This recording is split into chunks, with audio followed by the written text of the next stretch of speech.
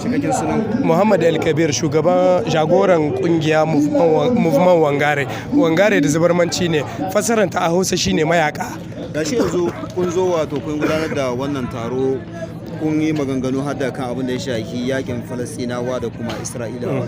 Me babban sakon da kuka Sakon shine muna tir da Allah wade da wannan rashin gaskiya da aka kafa a duniya fiye da shekara 76, saboda kun san da a shekara 1947 Majalisar Ɗinkin Duniya, a lokacin duk ƙasashen Afirka ba su cikin wannan Majalisar Ɗinkin Duniya, duk mafi yawan ƙasashen Asiya ba su cikin wannan majalisa.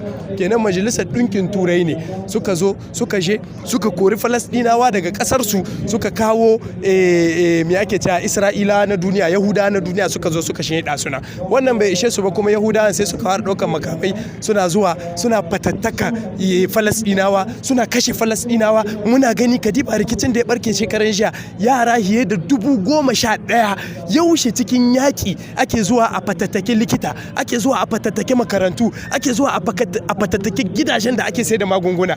Wannan abu kuma duniya tana kallo ta yi shiru. Lokacin da rikicin Ukraine ya tashi, ai mun ga yadda duniya a munahince kowa ya tashi ake ta hayaniya, amma yanzu da yake Falastinawa ne, da yake musulmi ne, shi musulmi ana so a rena shi a duniya saboda musulunci ya hana rashin adalci. kasashen duniya suna cewa yaƙi ne yake faruwa tsakanin Isra'ila da kuma kungiyar Hamas, ko kuma da suke ma ayyana ta a matsayin kungiyar ta'addanci. To kai yanzu ka zo a ƙasata ka ware wani wuri ka kirkira ƙasarka, ka ce mini wai ni yanzu in na yaƙe ka ce mini dan ta'adda, an yi adalci? Ai tun shekara 1947 ai ƙasar ta Falastinawa ne, Majalisar Ɗinkin Duniya ta tashi ta je ta keɓe wuri ta abun gansu. Kuma in ka ɗauki yanzu haka kati na Palestine na shekara 1947, in ka ɗauki na yanzu, duk ƙasashen ma da ita Majalisar Ɗinkin Duniya ta keɓe ma Falasɗina, Isra'ila duk ta mamaye su, ta hausa musu gidaje, ta hausa musu likitoci, ta zo ta kafa mulkin mallaka.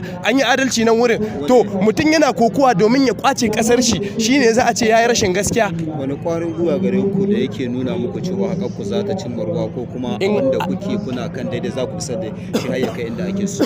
In Allah yarda, na farko muna da Allah, muna da addu'a, kuma Allah mai maganin komi ne.